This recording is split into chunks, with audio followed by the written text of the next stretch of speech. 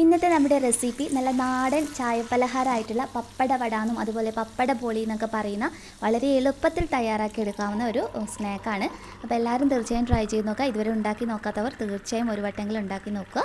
ഇന്നത്തെ റെസിപ്പി ഇഷ്ടപ്പെടുവാണെങ്കിൽ ലൈക്ക് ചെയ്യാനും ചാനൽ ആരെങ്കിലും പുതിയതായിട്ട് കാണുന്നുണ്ടെങ്കിൽ ഒന്ന് സബ്സ്ക്രൈബ് ചെയ്തിട്ട് ആ ബെല്ലൈക്കണിൽ കൂടി ക്ലിക്ക് ചെയ്യുക കേട്ടോ. അപ്പോൾ പെട്ടെന്ന് തന്നെ ഇതെങ്ങനെയാണ് തയ്യാറാക്കി എടുക്കുന്നതെന്നുള്ളത് നോക്കാം. പപ്പട വട തയ്യാറാക്കിയെടുക്കാൻ ഞാനിവിടെ 5 പപ്പടമാണ് എടുത്തിട്ടുള്ളത്. അപ്പോൾ സാധാരണ പപ്പട വട ഉണ്ടാക്കിയെടുക്കാൻ സെപ്പറേറ്റ് ആയിട്ട് നമുക്ക് പപ്പടം വാങ്ങിക്കാൻ കിട്ടും കേട്ടോ. നാട്ടിലൊക്കെ ആണെങ്കിൽ കുറച്ച് വലിയ സൈസിൽ നമുക്ക് പപ്പടം വാങ്ങിക്കാൻ കിട്ടും. അപ്പോൾ അത് കിട്ടുവാണെങ്കിൽ നിങ്ങൾ അത് ഉപയോഗിച്ചിട്ട് ചെയ്യുക. അതല്ലെങ്കിൽ നമ്മൾ സാധാരണ പാക്കറ്റിൽ വാങ്ങിക്കുന്ന ഇതുപോലുള്ള പപ്പടം വെച്ച് ചെയ്യാം. നല്ല ടേസ്റ്റി ആയിട്ട് തന്നെ നിങ്ങൾക്ക് ഉണ്ടാക്കിയെടുക്കാവുന്നതാണ്. അപ്പോൾ ഇതിൽ ആദ്യമായിട്ട് നമ്മൾ ചെയ്യേണ്ട ഒരു കാര്യം എന്ന് പറയുന്നത്, പപ്പടം നമ്മൾ വാങ്ങിക്കുന്ന സമയത്ത് നല്ല സോഫ്റ്റ് ആയിട്ടായിരിക്കും അല്ലേ ഉണ്ടാവുക.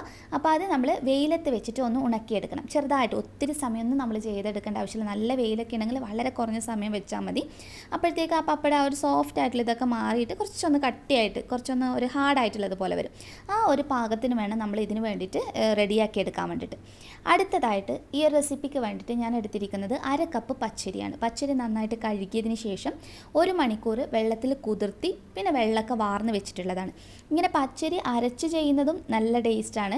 ഇനി നിങ്ങൾക്ക് ഇങ്ങനെ പച്ചരി അരച്ചൊക്കെ ചെയ്യാൻ കുറച്ച് സമയം എടുത്ത് ചെയ്യണമല്ലോ, അതിന് താല്പര്യമില്ല എന്നാണെങ്കിൽ അരിപ്പൊടി വെച്ച് ചെയ്തെടുക്കാം. അപ്പോൾ അരിപ്പൊടി എടുക്കുന്ന സമയത്ത് വറുക്കാത്ത അരിപ്പൊടി വേണം ഉപയോഗിക്കാൻ വേണ്ടിയിട്ട്.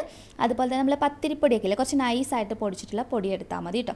ഇനി ഇതുപോലെയാണ് ചെയ്യുന്നതെങ്കിൽ നമുക്കൊരു മിക്സിയുടെ ജാറിനകത്തോട്ടേക്ക് ചേർത്ത് വളരെ കുറച്ച് മാത്രം വെള്ളം ഒഴിച്ചിട്ട് ഒന്ന് അരച്ചെടുക്കുകയാണ് വേണ്ടത്. നല്ല സ്മൂത്തായിട്ട് അരച്ചെടുക്കുക.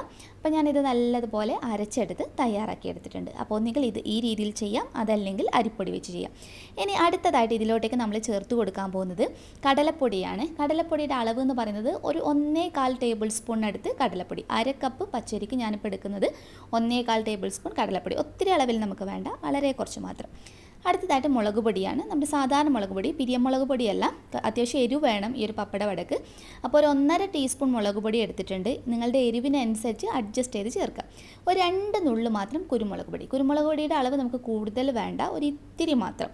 അടുത്തതായിട്ട് ചേർത്ത് കൊടുക്കാൻ പോകുന്നത് മഞ്ഞൾപ്പൊടിയാണ്. അതും ഒരു 2 നുള്ളു മാത്രം നമുക്ക് ചേർത്ത് കൊടുക്കാം. ഇനി ഇതിലോട്ടേക്ക് ഞാൻ ചേർത്ത് കൊടുക്കുന്നത് ഒരു 1/4 ടീസ്പൂൺ അളവിൽ കായത്തിൻ്റെ പൊടിയാണ്. കായത്തിൻ്റെ പൊടി അത്യാവശ്യം വേണം, ആ ഒരു ടേസ്റ്റ് മുന്നിട്ട് നിൽക്കുമ്പോഴാണ് നല്ല രുചി ഉണ്ടാകുക. ഇതിലോട്ടേക്ക് ഒരു 2 നുള്ളു മാത്രം ചെറിയ ജീരകം അഥവാ കറി ജീരകം ചേർക്കുന്നുണ്ട്. നിങ്ങൾക്ക് വേണമെങ്കിൽ ഇതിനകത്ത് വലിയ ജീരകം കൂടി ചേർത്ത് കൊടുക്കാം. രണ്ടും ഒന്നിച്ചിട്ട് ചേർത്തിട്ട് വേണമെങ്കിലും ചെയ്യാം. അടുത്തായിട്ട് എള്ളാണ് വേണ്ടത്. ഏകദേശം 1 ടീസ്പൂൺ തുടങ്ങി 1.5 ടീസ്പൂൺ വരെയൊക്കെ എള്ള് ഉപയോഗിക്കാവുന്നതാണ്. ഒരു ഇത്തിരി ഉപ്പ് ചേർക്കാം. ഉപ്പ് ചേർക്കുമ്പോൾ പ്രത്യേകം ശ്രദ്ധിക്കുക, കാരണം പപ്പടമാണ്, പപ്പടത്തിന് ഓൾറെഡി ഉപ്പുണ്ടാകും. അപ്പോൾ മാവിനകത്തും ഒത്തിരി ഉപ്പായി കഴിഞ്ഞ് കഴിഞ്ഞാൽ നമ്മൾ ഫ്രൈ ചെയ്തെടുക്കുമ്പം ഒട്ടും തന്നെ ടേസ്റ്റ് ഉണ്ടാവില്ല. ഉപ്പ് ഭയങ്കരമായിട്ട് മുന്നിട്ട് നിൽക്കുന്നത് പോലെ ഉണ്ടാകും.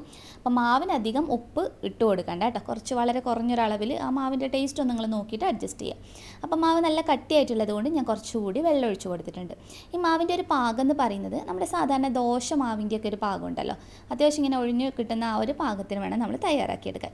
അടുത്തതായിട്ട് നമ്മൾ ഓരോ പപ്പടമായിട്ട് ഇതിനകത്ത് മുക്കിയിട്ട് ഫ്രൈ ചെയ്തെടുക്കുകയാണ് ചെയ്യുന്നത്. അപ്പോൾ അതിന് വേണ്ടിയിട്ട് ഞാൻ കുറച്ച് വെളിച്ചെണ്ണയാണ് ഈ ഒരു റെസിപ്പിക്ക് ഏറ്റവും നല്ലത്. നാടൻ പലഹാരങ്ങൾക്കൊക്കെ ആ ഒരു രുചി കിട്ടണമെന്നുണ്ടെങ്കിൽ വെളിച്ചെണ്ണയിൽ ചെയ്തെടുക്കുമ്പോഴാണ്. അപ്പോൾ വെളിച്ചെണ്ണ നന്നായിട്ട് ചൂടായി വരുന്ന സമയത്ത് ഒരു മീഡിയം ഫ്ലെയിമിലോട്ടേക്ക് മാറ്റിയിട്ട് ഓരോ പപ്പടമായിട്ട് ചേർക്കാം. അപ്പോൾ നമ്മളിവിടെ എടുത്തിട്ടുള്ളത് സാധാരണ നമ്മൾ പാക്കറ്റിൽ വാങ്ങിക്കുന്ന പപ്പടമാണ്. അപ്പോൾ നമ്മൾ പപ്പടം ചേർത്ത് കഴിഞ്ഞാൽ എന്തായാലും അത് പെട്ടെന്ന് തന്നെ പൊങ്ങി വരും. അപ്പോൾ അത് ഒഴിവാക്കാൻ വേണ്ടിയിട്ട് നമ്മൾ ജസ്റ്റ് സ്റ്റിക്ക് വെച്ചിട്ട് ഇതുപോലെ കുത്തി കൊടുക്കുക. നമ്മളത് അതുപോലെ അങ്ങ് പൊങ്ങാൻ വിട്ട് കഴിഞ്ഞാൽ ആ മസാലയൊന്നും അതിനകത്ത് ആ ഒരു ടേസ്റ്റും കാര്യങ്ങളൊന്നും നമുക്ക് കറക്റ്റായിട്ട് കിട്ടില്ല. അതുകൊണ്ട് സ്റ്റിക്ക് വെച്ചിട്ട് ജസ്റ്റ് കുത്തി കൊടുക്കുക. അപ്പോൾ പപ്പടം ആ ഒരു കുമിള പോലെ വരുന്നത് നമുക്കങ്ങ് ഒഴിവാക്കാം. അപ്പോൾ ഇത് നല്ലതുപോലെ ഇനി ഫ്രൈ ചെയ്തെടുക്കണം. ഒരു മീഡിയം ഫ്ലെയിമിലിട്ട് തയ്യാറാക്കി എടുത്താൽ മതി. പെട്ടെന്ന് റെഡിയായി കിട്ടും. നല്ലതുപോലെ ഫ്രൈ ചെയ്ത് നല്ല മൊരിഞ്ഞ് ഭയങ്കര ക്രിസ്പി ആയിട്ടുള്ള ഒരു ടെക്സ്ചറിലാണ് കേട്ടോ കിട്ടുക. അപ്പോൾ നിങ്ങൾ ഒന്ന് എടുത്തിട്ട് ടേസ്റ്റ് ചെയ്ത് നോക്കുക. നിങ്ങൾക്ക് എരിവൊക്കെ കൂടുതൽ വേണമെന്നുണ്ടെങ്കിൽ ബാറ്ററിനകത്ത് അതിനനുസരിച്ച് അഡ്ജസ്റ്റ് ചെയ്ത് ചെയ്യാം.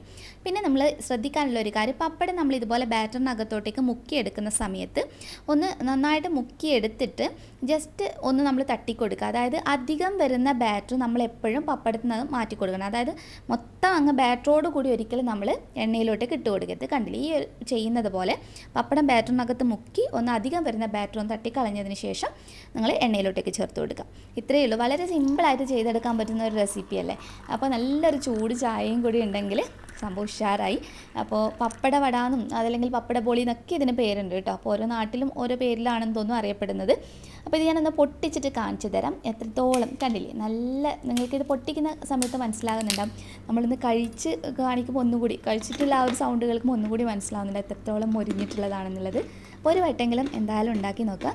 അപ്പോൾ അടുത്ത വീഡിയോയിൽ വീണ്ടും നമുക്ക് നല്ലൊരു നാടൻ റെസിപ്പി ആയിട്ട് വീണ്ടും കാണാം. അതുവരെ ടേക്ക് കെയർ, ബൈ ബൈ.